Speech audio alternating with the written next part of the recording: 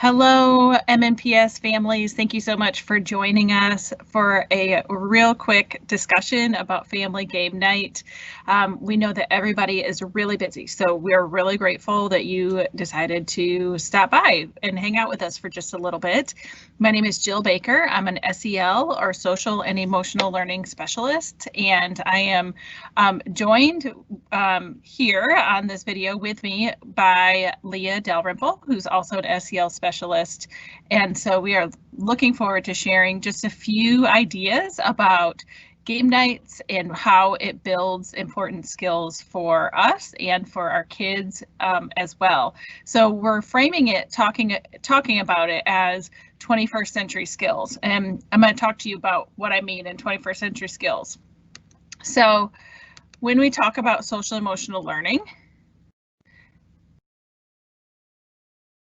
let me get back to it. I apologize for this. There we go. Okay. When we talk about social and emotional learning, what we're talking about are these skills that we learn in the classroom, at home, in our communities. And I want to share with you really quickly this diagram. So right in the middle, there's those 5 pie pieces. I want to draw your attention there to the orange ones first. We're going to talk through them really quickly. These are skills that all human beings learn throughout their whole lives. And so our job is really to work with teachers and with administrators and with students on growing in these skills in the classroom, but we thank you for your help in growing the students at home as well in these areas. So the first one is self-awareness, and self-awareness is our ability to be aware of our own self, our own strengths, our weaknesses, our emotions. Self-management is right next to it, and self-management is our ability to manage our own selves, manage our feelings and emotions, to organize ourselves, to set goals, that kind of a thing. And then in the green is our relationships with other people. So the first one is social awareness that we grow in, and social awareness is our ability to take perspectives, to have empathy for other people, to really just be aware of other people around us. And then our relationship skills are our ability to communicate and to get along with, to work together with on a team with a variety of different people, and build strong relationships. And then last is responsible decision making, and that's in yellow. That stands out on its own. It's a little bit of higher order thinking. And so responsible decision making includes problem solving, analyzing situations, and so it really calls us to think a lot about certain circumstances, our parts and other people's parts in it as well. So I think what you're going to see when we talk about games is that we grow when we play games in all of these areas. So there's a connection there, both for us as the adults and for our kids as well at home. We have an opportunity to grow in all of these skills. So why family game night?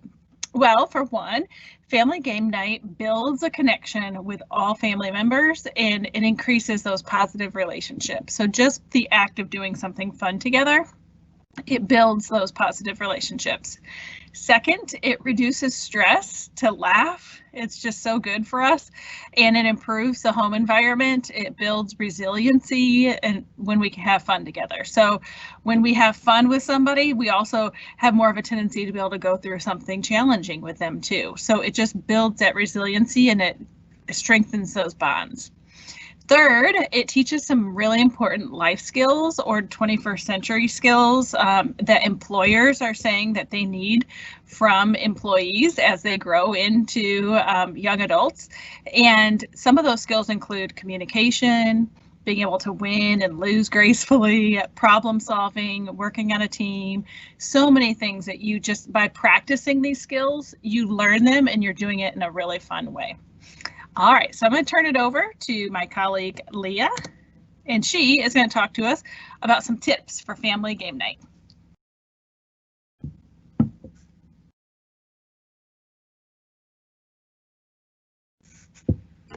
Hi everyone, thanks for joining us.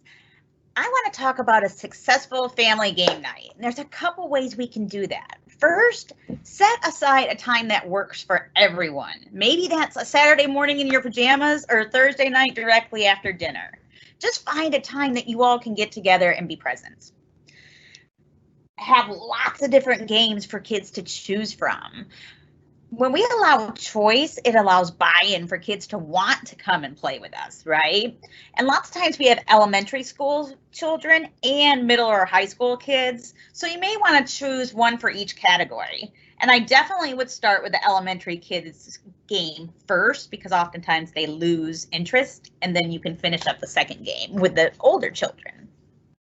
One other thing we always do is we turn off all of our screens.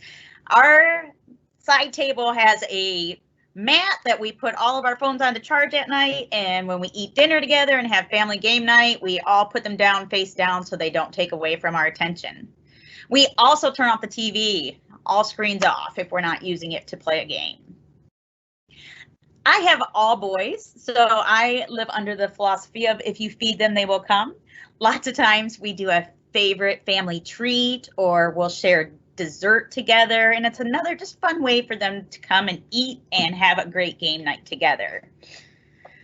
Remember to relax and enjoy it. Be mindful of the minute. Actually have fun. Have fun with our kids and build those relationships with them. Don't forget to be patient. Lots of times kids and adults could possibly argue over rules or trying to hold each other accountable. Remember, we are teaching our children all of these 21st century skills. We're having them take turns. They're learning to cooperate, to problem solve. We're resolving conflicts. And one of my favorites, we're learning how to lose and win gracefully. And remember to have each other thank one another for playing and taking time to be together. And make sure you plan the next time you're going to come together. When you're finished, just reflect, hey, what did we learn from this game? It helps us remember why we came together and really just enjoy each other. All right. Thank you so much, Leah. Let me jump on over to talking about some elementary game ideas. So first, we organized it based on board games, apps and websites, and card games. And so many of these are free to you to find, as well as I know I have found my favorite place to shop was the Dollar Tree when I was in the classroom, because I could easily find cards there for $1, and a lot of these games can be played with just basic cards. You also, with charades, can create your own cards as a family, like cut up little pieces of paper and put in ideas on your own, and so other people's ideas or your ideas are pulled while you're acting them out. So that's one way that you could do charades, certainly, or Pictionary, anything like that, where you don't have to purchase anything at all. But for board games, there's things like charades and Pictionary. Apples to Apples is a really fun one as well. You can get Apples to Apples Junior as well for younger kids. Some apps and websites, you'll see in the picture there's a boy holding up a phone like this. He's playing Heads Up, and that's an app where you have to act out kind of the word that's up here. Also, there is a website called Scribolo, and that is a free version of Pictionary that you can play online with each other on either tablets or computers or phones, and it also comes in with the ability to change multiple languages on it as well. And then the card games, I had mentioned, you can just get a pack of cards and you could play Crazy Eights, Go Fish. War is a famous one to just kind of see whose number is bigger.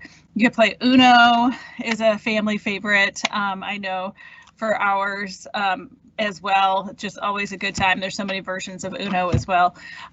But know that all of these are connected to problem solving, like we had talked about before, responsible decision making, and to relationship building. While you're playing and having fun, you and your kids are growing in all of these fun areas and necessary skills that we all have throughout our lives.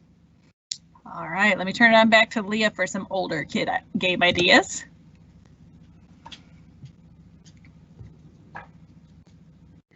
Well, you can never go wrong with good old board games, that's for sure. Blocus is a new board game about self-management and strategy, and it's super easy to learn. Catan or Catan, depending on who you talk to, is a really fun family game using your relationship skills to trade resources.